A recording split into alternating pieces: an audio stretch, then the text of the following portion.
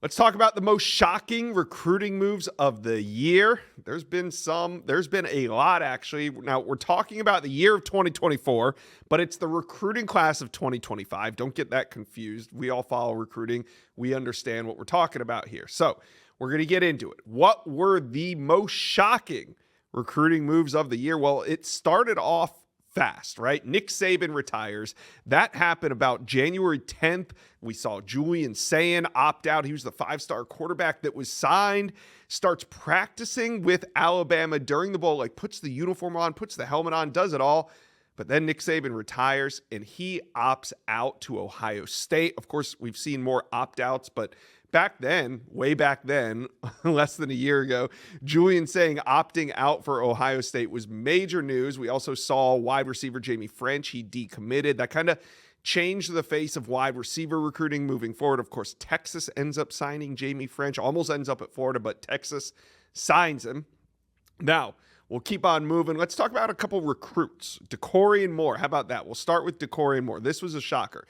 The 5-star from Duncanville High School is the number 1 wide receiver in America, and he committed to LSU early, August of 2023, and he remained committed until about June. There was rumors swirling. He doubled down on his commitment. LSU fans did a victory lap.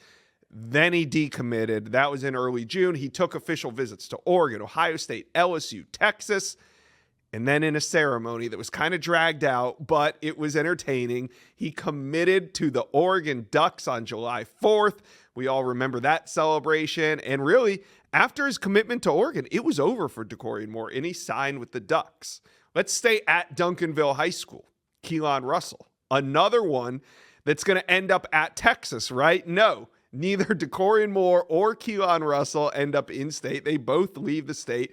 And early on, Kelen Russell was ranked as the 233rd prospect overall. And at the time, he committed to SMU. That was in September of 2023. Now, we reported a lot on Kelen Russell and whether or not he was going to flip to Texas or maybe another school. Of course, in the end, it was Alabama, but it was denied. No, he's not going anywhere. He's going to stick with SMU. We had Billy Embody on the show talking about it. Heck, I had Rhett Lashley in my DMs on Twitter denying that Kelen Russell was going to go anywhere. But in the end, he flips to Alabama. Well, not in the end. He did it on June 4th. And now Kelen Russell is the number 2 player overall, the number 2 ranked wide receiver. He's the crown jewel of Alabama's class. Nice try, SMU. Kelen Russell is heading to Tuscaloosa. Another big quarterback flip that kind of shaped the 2025 cycle, the 2024 year, was Duce Knight flipping from Notre Dame to Auburn. Now, Duce Knight tried to keep this one quiet in the spring and summer, but by the end of summer, we found out he was at Big Cat Weekend. After a few more denials, of course, but he was at Big Cat Weekend. And this was controversial because Notre Dame doesn't exactly allow commitments to take visits, but they did with Duce Knight because we thought he was going to flip his commitment at the end of summer because, he's at Big Cat Weekend. The rumors were swirling, but nope. This recruitment dragged on. He visited Auburn at least 4 more times during the season. Notre Dame, none. And then October 2nd, Duce Knight flipped that commitment to Auburn. Now, Ole Miss tried. Lane Kiffin almost got Duce Knight, but in the end, he's heading to the Plains with Hugh Freeze. All right. Another shocking development that changed this year's cycle was really a bunch of them. USC's decommit list. USC Trojans' decommitment list was as good as some signing classes. They suffered a lot of major departments. Now, yes, they did sign a great class, but look at some of these decommitments. Yeah, Julian Lewis, he was the big one in November. But the Trojans also lost 5-star Justice Terry, Isaiah Gibson, wide receiver Jerome Miles, top 100 safety Hilton Stubbs. He ends up signed with Florida. Offensive tackle Carday Smith. He's Colorado. Hayden Lowe, linebacker Ty Jackson, linebacker Jaden Perlotti. I mean, I could keep going. Cornerback Dominic Kelly, Shamar Arnaud, Dwayne Morris, Anquan Fagans. These are all top recruits that decommitted from USC. But It wasn't all negative with USC. They make the list for a positive reason as well. Let's talk about the flip of five-star quarterback Hen Longstreet. Now, he's from Corona, California, Centennial High School, and he committed to Texas A&M as a highly touted four-star. Great senior year. Then, late in November, flipped to USC less than an hour after Julian Lewis decommitted. So it was an absolutely crazy day for USC fans. Julian Lewis committed for more than a year, decommits. In the same day, they land Hen Longstreet, the number 4 ranked quarterback in America and the number 1 player in the state of California. So Lincoln Riley, in the end, gets his guy.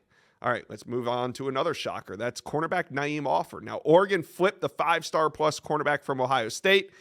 But that maybe wasn't the biggest shock to me because I thought in the end he was going to go to Auburn. So despite Ohio State fans telling me for months that us talking about Naim Alford was clickbait, it wasn't.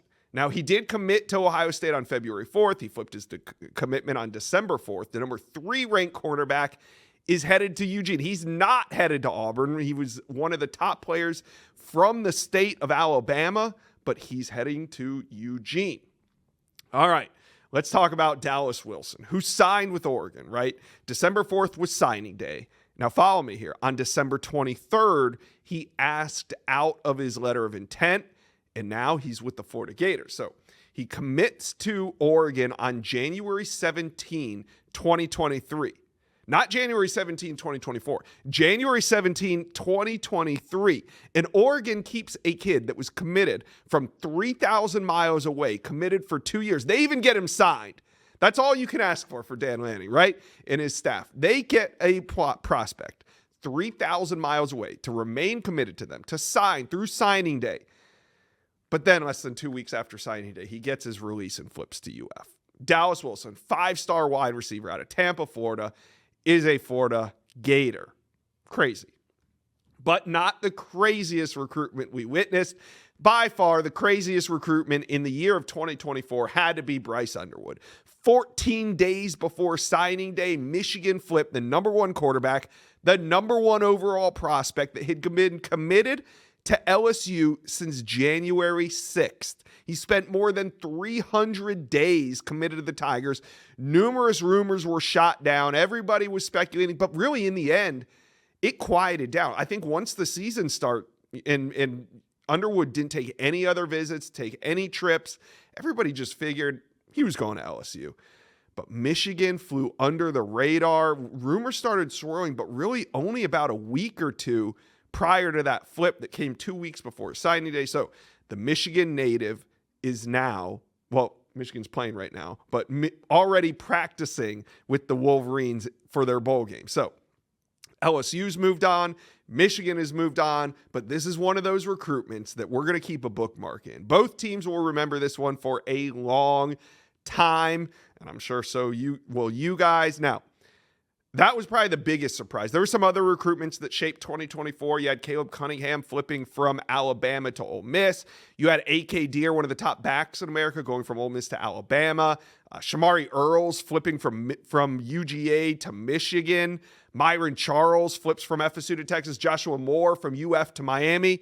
Those were some more, but I'm probably leaving some out. What do you think was the most shocking recruitment of 2024? 2025 class. What do you guys think? Most shocking recruitment? Let me know. Comment section below.